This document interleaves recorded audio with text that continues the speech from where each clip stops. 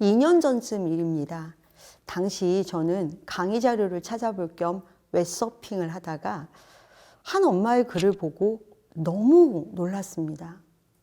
일명 책 육아를 실천하고 있다던 그 엄마는 아직 서너 살에 불과한 아이를 위해 수천 권의 책을 구입한 상황이었습니다. 그녀는 아이가 장난감도 마다하고 오직 책만 읽으려 한다고 쓰면서 그 사실을 무척 자랑스러워하는 듯 했습니다. 베이비페어나 공동구매 같은 좋은 기회를 통해 어떤 책을 얼마나 구입했는지 기록한 그녀의 글에는 많은 댓글이 달려 있었습니다. 아이가 좋은 책을 많이 접하고 책을 통해 마음의 근육을 기를 수 있도록 도와주는 일이 나쁠 리 없죠. 책 육아의 본래 의미 또한 그와 다르지 않습니다. 책 속에는 무한한 세상이 있고요. 책을 가까이 하는 사람은 세상을 살아가는 데 필요한 넓은 시야와 깊은 식견을 얻게 되는 거 맞습니다. 저는 누구보다 책의 힘을 믿는 사람 중에 하나입니다. 독서 치유를 중심으로 상담과 강연을 진행하고 있는 이유도 여기에 있죠. 그런데 조금 다른 목적을 가지고 책 육아를 실천하는 부모를 만날 때가 있습니다. 아이에게 열심히 책을 읽히면서 공부 잘하는 아이를 만들고 싶다는 바람을 가지고 있는 분들이죠. 아이가 어릴 때는요, 책을 많이 읽는다고 좋아하던 엄마들이 중고생이 된 아이, 이 아이들이 책 그만 읽고 공부하라고 말하는 경우들 정말 많이 봅니다. 교육이란 결국 좋은 대학을 보내기 위한 것이고, 여기는 또 이 나라는 독서 또한 성적의 보탬이 되기 위한 수단으로 전락한 지 이미 오래인 그런 나라입니다. 그런 목적으로 책을 읽히는 부모가 아니라고 하더라도 아이에게서 어떤 조짐이 보이기 시작하면 어느덧 조금씩 욕심이 생깁니다. 여기서 조짐이란 아이가 똑똑하거나 유난히 자기가 생각한 것을 잘 표현해내고 거기에 많은 부분들이 결과로 나오는 그런 조짐이라는 거죠. 한 달 전부터 영어로 된 그림책을 읽어줬더니 오늘 아침에 아이가 Good morning, how are you? 라고 하는 거 있죠. 제가 물어보면 대답도 제법 잘해요. 힘들게 책을 읽어준 보람이 있다며 어깨춤을 췄던 그 엄마는 두어 달 후 이런 말을 합니다. 이때쯤 유아 과학 전집을 드리는 게 좋다고 해서 큰맘 먹고 샀는데 저희 아이에게는 아직 이른가 봐요. 몇 번이나 읽은 내용도 잘 모르고 독후 활동에도 별 반응이 없어요. 과학에는 흥미가 없는 것 같아요. 무수한 가능성을 지녔던 아이가, 이렇게 순식간에 영어 영재가 되었던 아이가 다시 과학 둔재가 되어야 하고, 그런데 과학에는 지금 흥미가 없는, 또 과학에는 문외한인 아이, 이렇게 전락이 돼버리는, 평가가 돼버리는 거, 이건 뭘까요? 그 엄마가 경솔하거나 어리석어서 그런 게 아닙니다. 처음에는 그저 아이와 책을 읽으며 이야기를 나누고 교감하는 시간이 좋아서 책 육아를 시작했던 그런 엄마였습니다. 그런데 아이가 생각보다 너무 잘 따라주다 보니 어느새 엄마의 마음도 조금 달라졌던 거죠. 아웃풋이 나오면 기쁨과 동시에 욕심이 생기는 게 보통의 부모 마음입니다. 더 좋은 책을 더 많이 읽혀야겠다. 이런 생각에 좋다는 전집 수소문해서 구입을 해주죠. 집안에 책이 쌓이니까 그걸 아이에게 얼른 읽혀야 한다는 압박감, 동시에 그 결과물을 확인하고 싶다는 어떤 바람, 이것도 생긴 거고요. 엄마의 조급한 마음은 아이에게 그대로 전달됩니다. 책 읽기에 부담을 느끼면 아이는 이전처럼 즐거운 마음으로 책을 대할 수가 없습니다. 심지어 어떤 때는요, 책과 멀어지기도 합니다. 엄만 초조해져서 자기도 모르게 아이를 닥달하게 되고 아이는 점점 더 책을 찾지 않는 악순환이 반복될 수도 있습니다. 엄마들은 아이가 책을 좋아하기를 바랍니다. 근데요, 책을 좋아한다는 거 어떤 의미예요? 하루에 수십 권씩 읽어내면 그게 책을 좋아하는 걸까요? 막힘없이 줄줄 읽으면 책을 잘 읽는 걸까요? 프란치스카 비어만의 그림책 책 먹는 여우에는 책을 무척 좋아하는 여우 아저씨가 나오는데요. 얼마나 책을 좋아하냐면 책을 읽는 것뿐 아니라 먹기까지 합니다. 그것도요, 소금과 후추를 살살 뿌려 아주 맛있게 먹습니다. 책을 아무리 먹어도 허기를 채우지 못한 여우 아저씨는 집안의 물건을 전당포에 맡겨서 구한 돈으로 책을 사 읽고, 그것도 부족하자 커다란 도서관에 가서 몰래 책을 먹습니다. 그러다 사서에게 들켜서 출입금지 통보를 받기까지 하죠.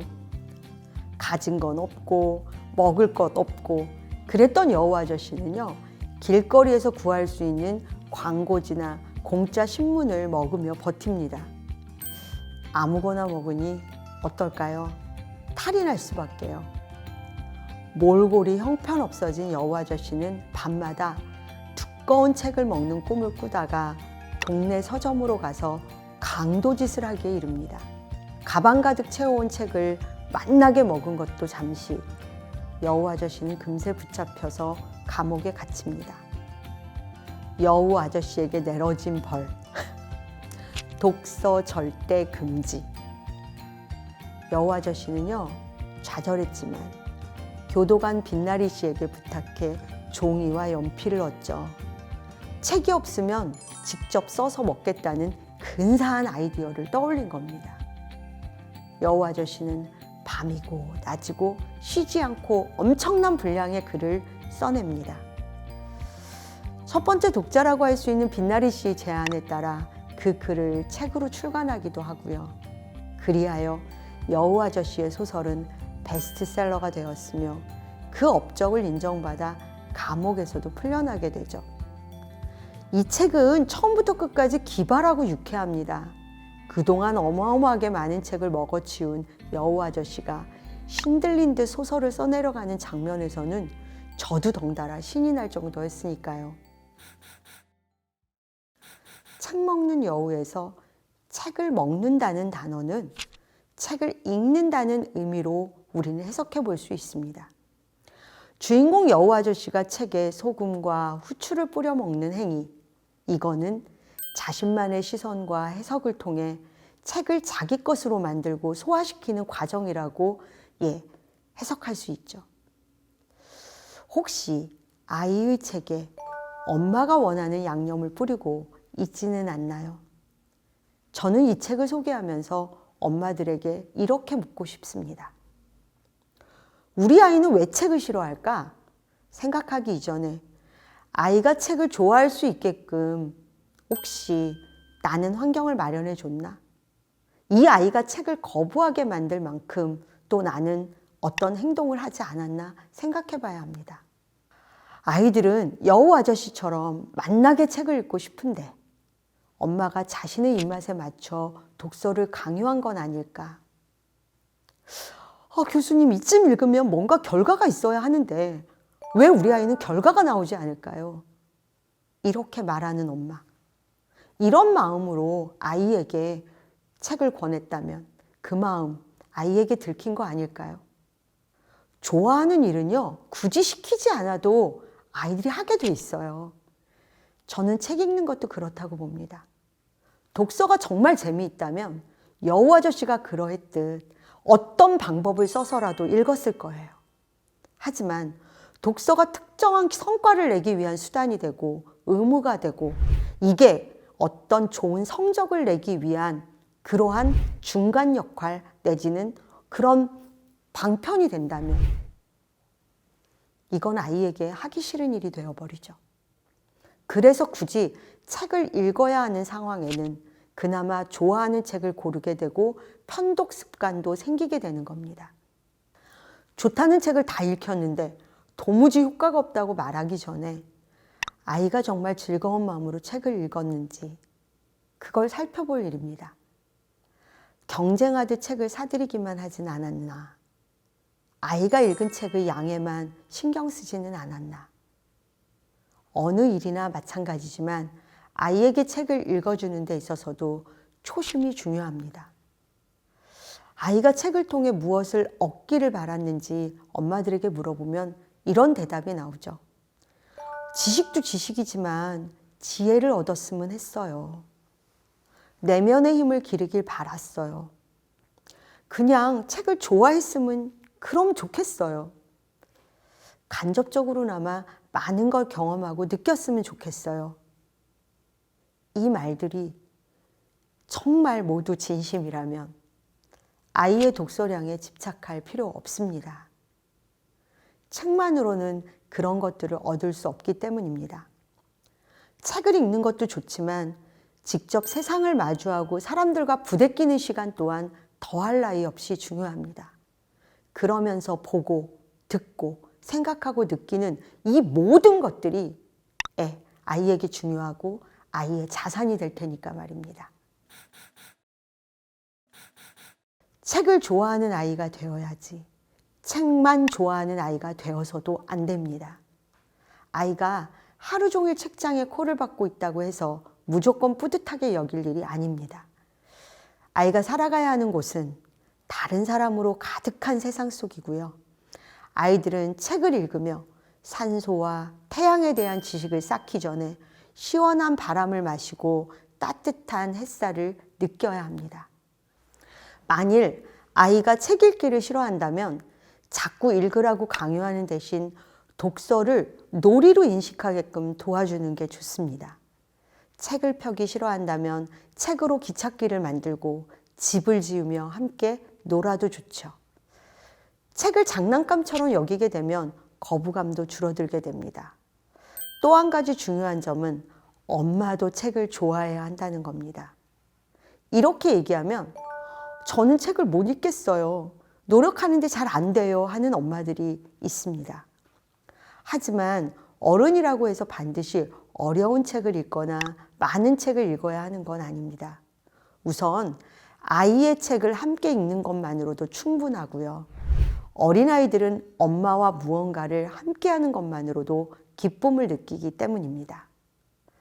애들 책이라고 무시하거나 글자가 몇 줄 없다고 시시하게 생각하는 사람도 있지만 아이들을 위한 책이야말로 정말 귀한 그리고 보배로서의 느낌, 양서입니다. 특히 그림책은요, 매번 볼 때마다 이전에는 보지 못했던 부분을 발견하게 되는 그런 정말 소중한 책입니다. 그림 속에 숨어 있는 뜻을 찾아내는 재미도 있고요. 아이에게 책을 읽어줄 때는 감정 없이 글자만 읽지 말고 성우가 되었다고 생각하면서 대사의 느낌, 감탄사 등을 살려서 읽어보는 거예요. 구현이라고 하죠, 우리 보통. 같은 이야기도요, 누가 어떻게 하느냐에 따라 듣는 재미가 다르지 않은가요?